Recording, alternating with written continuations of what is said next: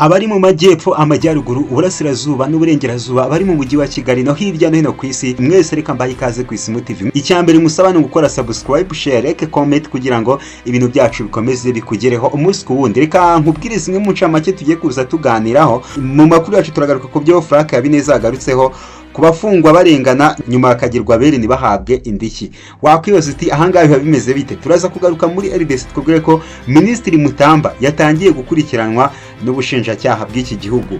Ayo nayo turi buze kuza tuyavugaho. Ubuhinde nabwo bwohereje abapolisi 160 muri RDC, nabyo turaza kubigarukaho. Noneho turi buze kujya muri Leta Zunze Ubumwe za Amerika twubwire ko nyuma yuko Elon Musk yagiriwe icyizere na Donald Trump, urabizi imbere ko bagendaga bakorana kuva na kera. Elon Musk kuri ubu yatangiye n'ubundi kunenga ibyemezo bya Donald Trump. Nge tugiye kubana ngenda nkubwira uko bimeze. Nge nitwa Justin Mind Harimana. Reka duhere kuri iyi nkuru. Frank Habineza yavuze n'umwe mu biyamamaje mu matora ya perezida w'igihugu, yamaze kuvuga yuko hari abantu bafungwa barengana nyuma yo gufungurwa barabaye abere nibahabwa indishyi y'akababaro. Perezida w'ishyaka riharanira demokarasi yo kurengera ibidukikije mu Rwanda, Frank Habineza, avuga ko ishyaka ayoboye rishyize imbaraga mu gushaka umuti w'ibibazo bibangamiye uburenganzira bwa muntu, birimo gufunga umuntu igihe kirekire arengana nyamara yaba umwere ntahabwe indishyi z'akababaro, bikarangira abayeho mu buryo bugoye avuye muri gereza. Ibi Frank Habineza yabitangarije mu karere ka Burera ku itariki 30 Gicurasi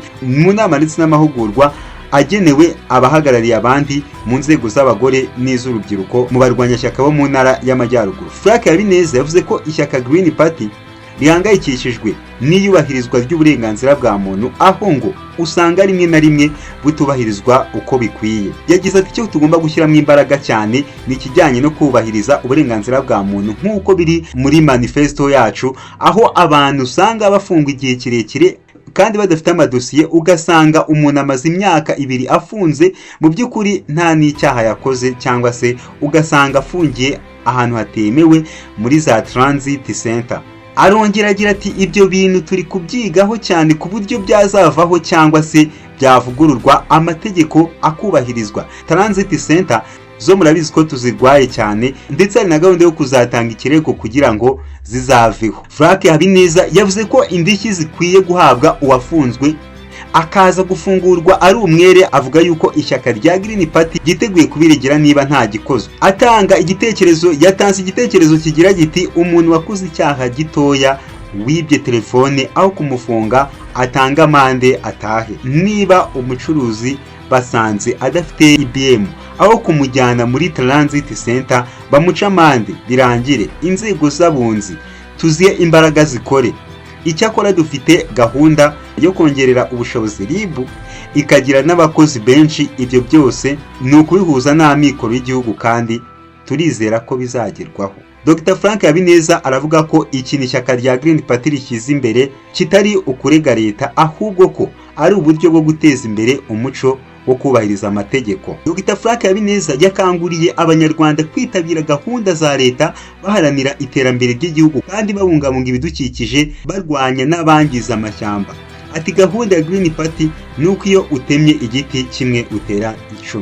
Ibyo nibyo Dr. Frank Habineza yatangaje. Murumva ibi bintu yatangaje atari byo cyangwa mu by'ukuri umuntu afungwe imyaka 5 cyangwa se 2 narangiza atahe agirwa umwere birangire gutyo, kandi hari ubushinjacyaha bwamutanze mu by'ukuri bukamutanga nta gihamya ntaki, yamara kuba umwere bikarangira gutyo.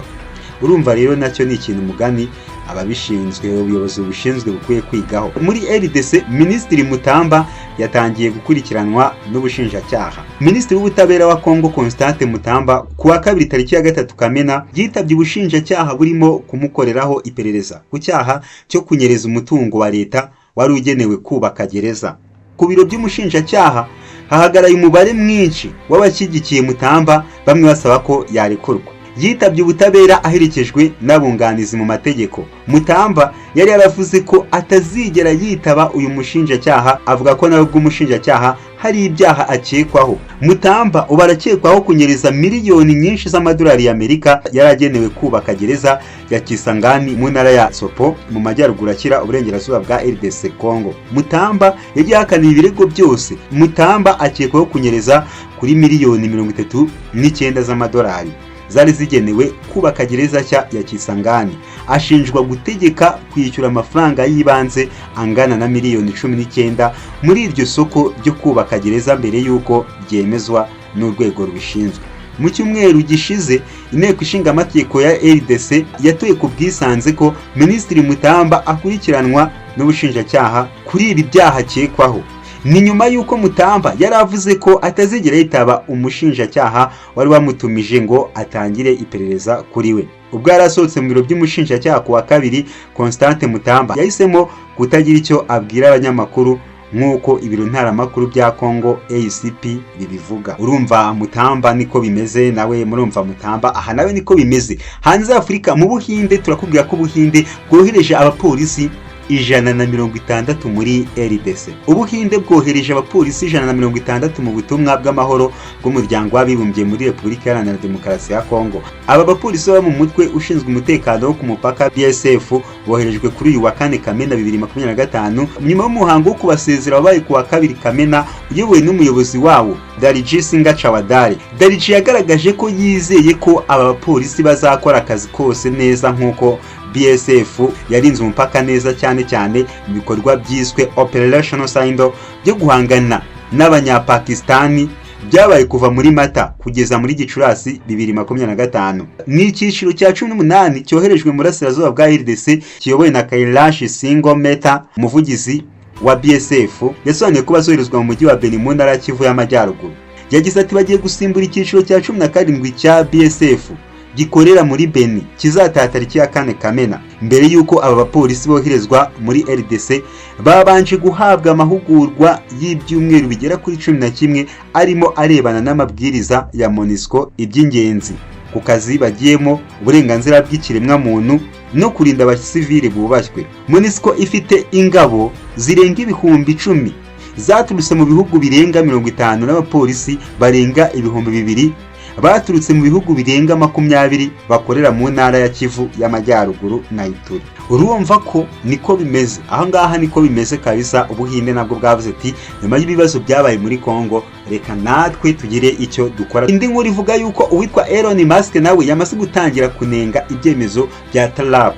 Umunyemari Elon Musk na Donald Trump bari basanzwe ari nk'agati k'inkubirane cyangwa se bari basanzwe ari inshuti zikomeye cyane. Ubu ntabwo bakiri kumvikana neza bitewe nuko uyu nyiri X cyangwa se Elon Musk yagaragaje ko atishimiye umushinga w'itegeko rijyanye n'ibyo Amerika ishoramo amafaranga, akavuga ko ugayitse.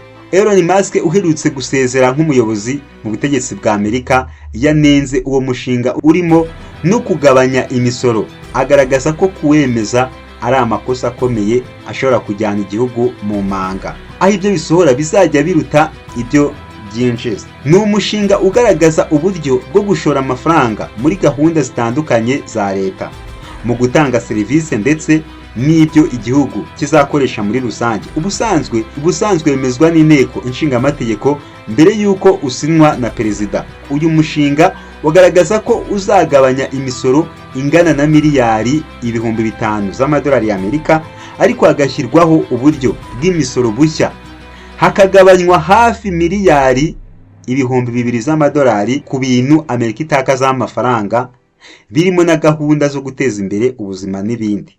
Icyakora muri uwo mushinga biteganyijwe ko mu gisirikare hazongerwamo miliyari zirenga 150 yo kugura ibikoresho n'ibindi. Ni umushinga watowe n'abadepite, icyakora ikinyuranyo kiba gito kuko abawemeje bari 215 mu gihe abawanze ari 214. Kuri X, Elon Musk yasizeho ubutumwa buvuga ko uwo mushinga w'itegeko ntacyo maze ndetse uteye isoni. Ati ni ikimwaro kuwawutoye ndetse muzi neza ko mwakoze amakosa. Musk yavuze ko uwo mushinga utesha agaciro ingufu yashyize mu kugabanya amafaranga atari ngombwa Amerika itakaza mu bintu bitandukanye, ndetse ushobora no kuzashyira abaturage mu myenda. Nubwo Elon Musk yatangije kujora imishinga ya Trump, mu minsi ishize bombi bari babanye neza cyane kuko bivugwa ko uyu munyemari yahaye Trump miliyoni zirenga 300 y'idolari yo kumufasha kwiyamamaza. Umuvugizi w'ibiro bya perezida wa Amerika Caroline Leavitt yatanze igitekerezo ku butumwa bwa Trump, avuga ko uwo mushinga ari munini ukabunoze ndetse ko awushyigikiye kabone nubwo hari abawunenga. Nubwo Trump yari yarabanje gushimira Elon Musk ku bikorwa yagezeho byo kugabanya amafaranga atari ngombwa, ntabwo iyo ntego yagezweho kuko byatekerezwaga ko byibuze hazagabanywa nka miliyari ibihumbi 2 by'amadolari. Icyakora urwego rwa Doge Musk yari ayoboye rwabigezeho ku kigero cya 8%, aho hagabanyijwe miliyoni 175 z'amadolari y'Amerika. Reka mushimire wo komeje kubana natwe ku Isimu TV. Musore gukora subscribe, share, like, comment kugira ngo ibikorwa byacu bikomeze bikugereho umunsi ku wundi, ndetse ukomeze unezererwe n'ibikorwa tukugezaho. Nge nk'uko mubizi nitwa Justin Mind Harerimana, ndabakunda cyane. Ciao ciao.